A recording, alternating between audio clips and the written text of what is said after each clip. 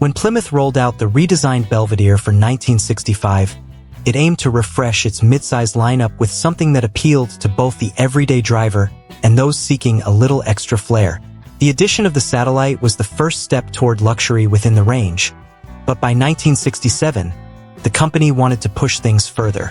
Enter the GTX, Plymouth's self-proclaimed gentleman's muscle car.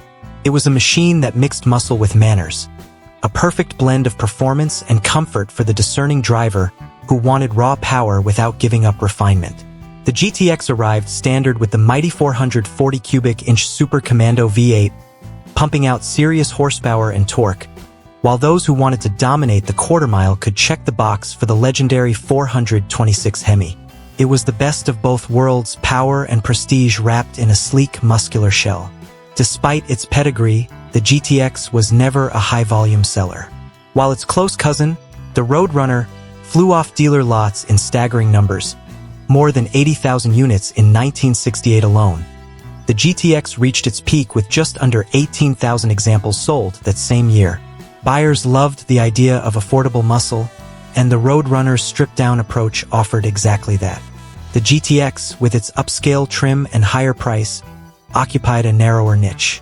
Still, for those who wanted a car that could both cruise comfortably and command respect at any stoplight, it was a perfect choice. By 1971, however, the muscle car era was entering uncertain territory. Insurance premiums were climbing, emission standards were tightening, and fuel economy concerns were creeping in.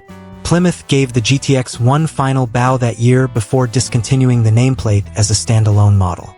The badge lingered briefly as an option on 440 equipped Roadrunners until 1974, but by then, the golden age of big block performance was fading fast. In total, fewer than 45,000 GTX were produced between 1967 and 1971, making it one of the rarer icons from that golden era of Detroit muscle. Even so, finding one today isn't impossible. Many GTX have survived the decades, some restored to concours standards and others waiting patiently in barns and garages across America for a new lease on life. Among them is a curious 1969 hardtop from North Plains, Oregon, a car that recently resurfaced after years in storage. It's not as rusty as some Mopars that have endured long-term neglect, but it's far from road-ready. The body wears a patchwork of primer and faded black paint, giving it an unintentional primer edition look that somehow suits its weary but determined stance.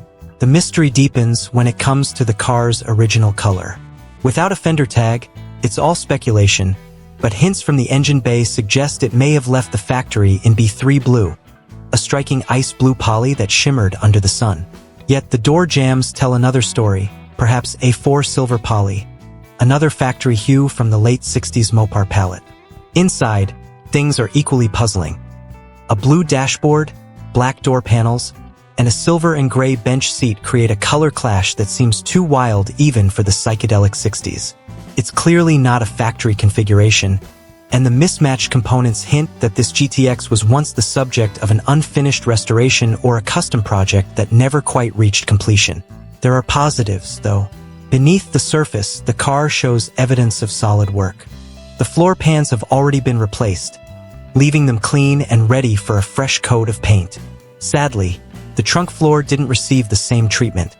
It's crusty and corroded, a reminder that time is never kind to unfinished projects.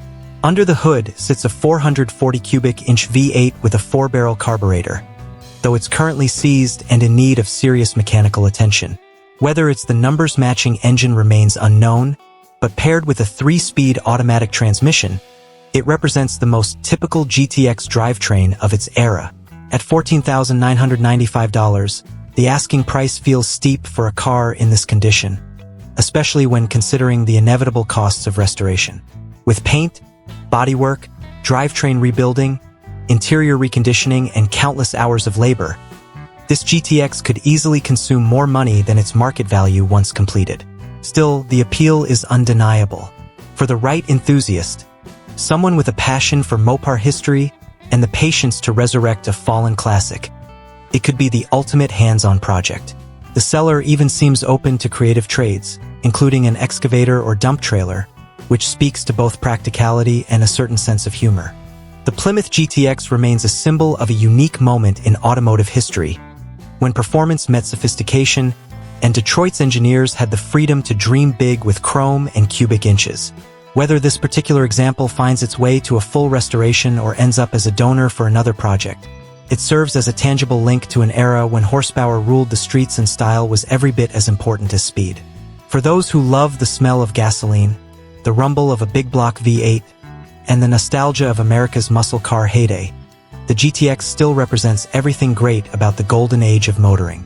Even in its current state, this 1969 Plymouth GTX stands as a reminder of the era when power, presence, and personality defined American performance. Every dent, every layer of primer, and every rust spot tells a story of late-night drag races, long-forgotten road trips, and the glory days when cars like this ruled the highways with confidence and thunderous exhaust notes. The GTX was never about subtlety. It was built to make a statement, both visually and mechanically. Its wide stance, aggressive grille, and bulging hood hinted at the power lurking beneath, while the refined interior reminded the driver that this was not just a brute. It was a gentleman's hot rod. For collectors today, the GTX occupies a fascinating space in the muscle car market. It's rarer than a road runner, but not as unattainable as a Hemi Cuda. This makes it both collectible and somewhat approachable, at least in terms of availability.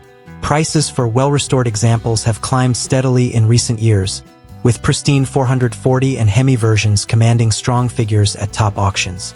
However, cars in project condition, like the Oregon example, present a different kind of appeal. They're blank canvases, opportunities to bring history back to life piece by piece, bolt by bolt. And for many enthusiasts, that process, the slow, deliberate act of restoration, is where the real joy lies. It's also worth noting that the GTX represents one of the last moments when American automakers poured their hearts into pure performance before regulations and oil crises shifted priorities.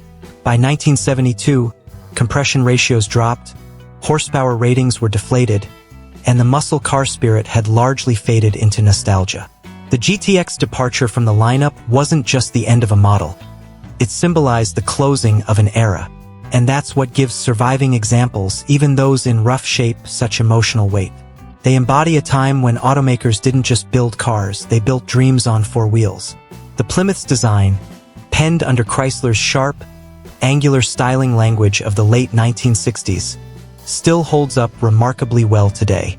The clean body lines, sculpted rear fenders, and distinctive grille give the GTX an unmistakable presence. Even covered in faded primer and patches of surface rust, it commands attention. A sleeping giant waiting for a second chance. With proper restoration, this car could easily return to its former glory, wearing its original color, gleaming chrome, and polished Magnum 500 wheels that define the look of late 60s Mopar muscle. Restoring a car like this isn't just about money. It's about passion. It's about honoring craftsmanship, preserving automotive history, and feeling the satisfaction of reviving something that once roared down America's highways. Each panel repaired, each bolt tightened, and each part sourced adds to a larger story. A story that connects today's enthusiasts to the builders, designers, and drivers of half a century ago. In the end, owning a classic like the GTX is less about investment and more about emotion. It's about that surge of pride when the engine fires for the first time after decades of silence, or the goosebumps that come from hearing that deep Mopar rumble echo once again. For some, the idea of tackling such a restoration might seem daunting, but for true gearheads, it's an irresistible challenge. The satisfaction of breathing new life into a piece of American automotive art is something few hobbies can match. And perhaps that's what the seller is really offering. Not just a car, but a chance to rescue a legend, to take part in the ongoing story of the Plymouth GTX. Even parked, even dusty and incomplete, this car still has soul. You can almost imagine what it once was, a shining symbol of speed and status, and what it could be again in the right hands. The GTX may have disappeared from showrooms over 50 years ago, but its spirit endures, waiting patiently for someone to turn the key and set it free once more.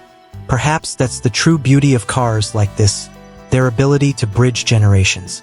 They remind us that even in a world of high-tech electric vehicles and autonomous driving, there's still something timeless about raw mechanical power and craftsmanship you can feel. When you stand next to a Plymouth GTX, you don't just see a car, you sense the era it came from. You hear the faint echoes of rock music from 1969, smell the faint trace of old gasoline and motor oil, and feel that thrill of anticipation that only a big block Mopar can inspire. It's a tangible connection to a time when driving was an adventure, not just a commute. Maybe this weathered GTX won't see the concours lawn anytime soon, but in the right hands, it could still tell its story proudly, through the sound of its rebuilt V8, the gleam of its revived paint, and the satisfaction it brings to its next caretaker. That's the allure of classics like this. They're more than steel and chrome. They're vessels of emotion, symbols of freedom, and reminders that true legends never really die. They just wait for someone who believes in them enough to bring them back to life. And maybe that's exactly what makes the GTX so special today. It represents the unfiltered essence of the American dream on wheels. Every time someone chooses to restore one, they're not just fixing an old car. They're preserving a chapter of history that still fuels our collective imagination. The rumble of a 440 engine, the weight of a chrome key in your hand, the feel of the steering wheel vibrating under hard acceleration. These are sensations no modern car can truly replicate. The Plymouth GTX may have started as a gentleman's muscle car, but over the decades it has become much more, a living artifact of an age when individuality mattered, when cars had personalities, and when passion drove innovation. For those who understand that connection, even a worn-out, primer-covered GTX like this one is far more than a project. It's a legacy waiting to shine again. Someday, when its engine roars back to life and that bold Plymouth badge gleams under the sun, it will remind everyone why machines like this can never truly be forgotten.